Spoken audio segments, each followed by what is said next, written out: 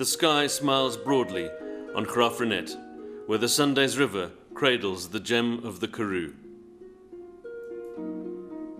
A national park of 15,000 hectares surrounds the town, offering superb game viewing and making for a unique setting. Graaff-Reinet was established in 1786.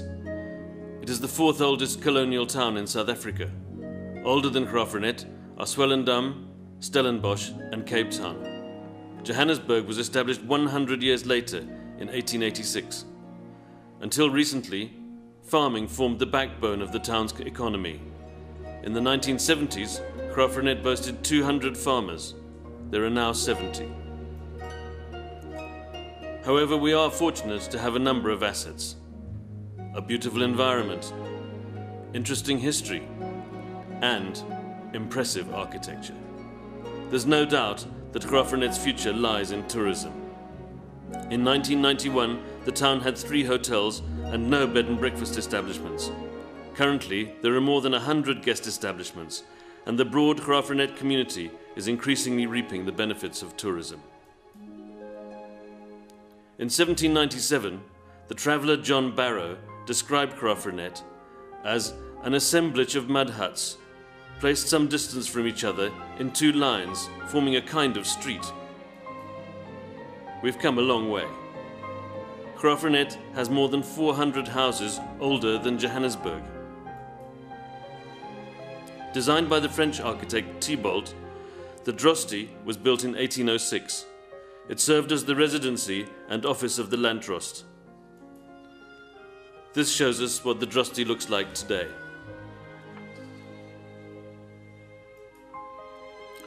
The Dutch Reformed Church parsonage was built in 1812. Note the closed shutter, second from the right. After the death of the Reverend Andrew Murray, the shutters of his study were kept closed as a token of respect. The shutters of the study remain closed. Reinet House now forms the nucleus of our museum complex. This building was bought by Mr. Herbert Urquhart in 1912. He lived here for over 50 years, serving as mayor for 21 years. Urquhart House now also forms part of the museum complex. Designed as a library, the south wing of this building was built in 1878. Robert Sobukwe, a great son of Graaff-Reinet, established the PAC, the Pan-Africanist Congress. This building stands opposite the Shell service station, on the corner of Church and Parsonage Streets. Named Stretcher's Court, this street was restored to form part of the Droste Hotel complex. How is it possible that so many buildings have been preserved? Except for short periods of wool boom and mohair boom, Graaff-Reinet has never basked in economic affluence. Thus, buildings were rarely demolished to make place for new ones. Where buildings were demolished, it was usually through excess of money. Graaff-Reinet is therefore fortunate to boast a facet of architecture that is unequalled in South Africa, referred to as architectural continuity.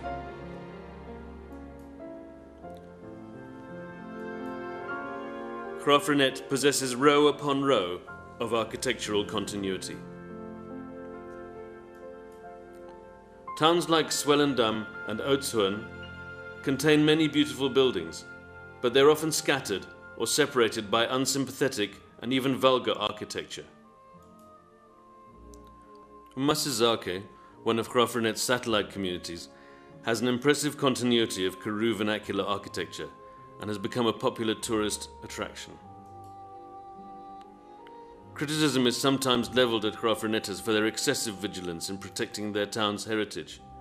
Developers have been known to say that the so-called hysterical society stands in the way of progress.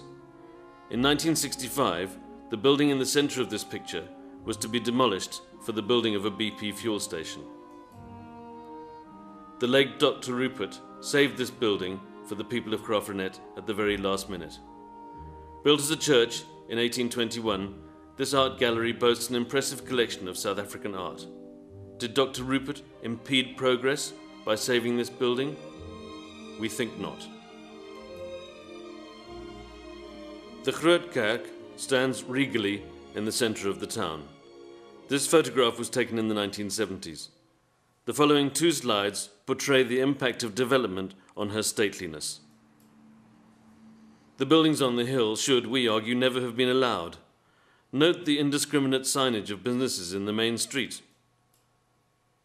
To the left of the steeple, and partially hidden by the tree, stands the water purification plant. Could this building not have been built elsewhere?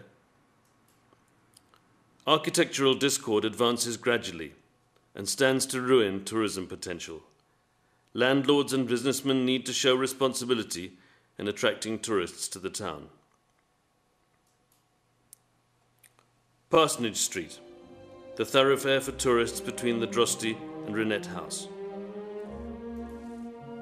Reinet House at the far end. Museums, private residences, and a home for the elderly line Parsonage Street. The Rupert residence, built pre-1848 as a manse for the London Mission Society. Note the jarring impact of the small delivery truck on a heritage street. The London Mission Church on the right. With the help of Dr. Rupert, the community of Graaff-Reinet converted this church into a theatre. On the very right is the workshop and showroom of the Shell garage. Beneath the flags stands a monument commemorating the independence of the colony of Graaff-Reinet in 1795.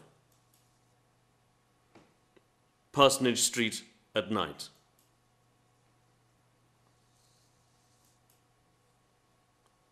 Although the buildings between the two arrows are out of character, a certain degree of continuity prevails.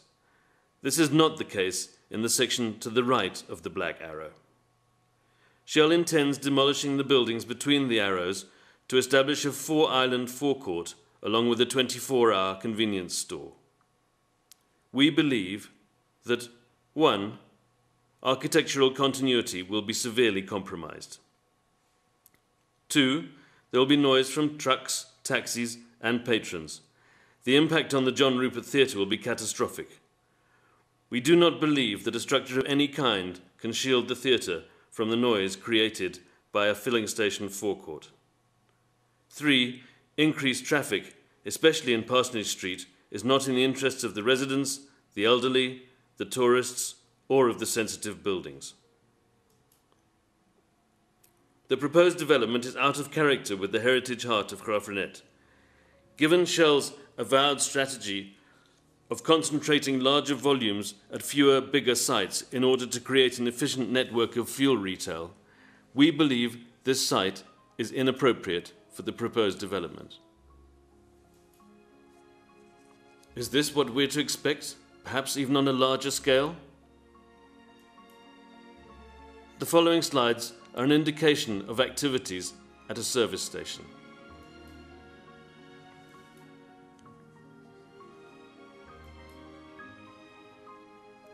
Our old buildings cannot cope with the increase of heavy vehicle traffic.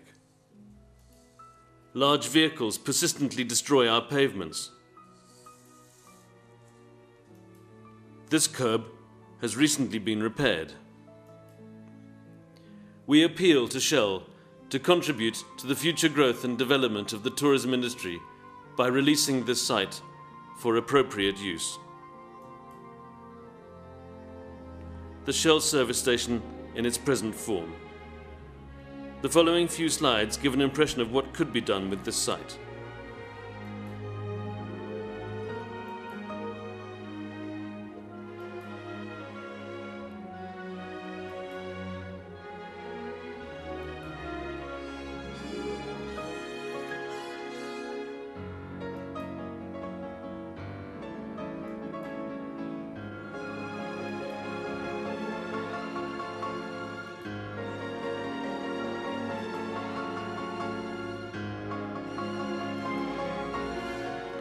Here are some examples of what corporate business has done to embrace the heritage ambience of Graaff-Reinet.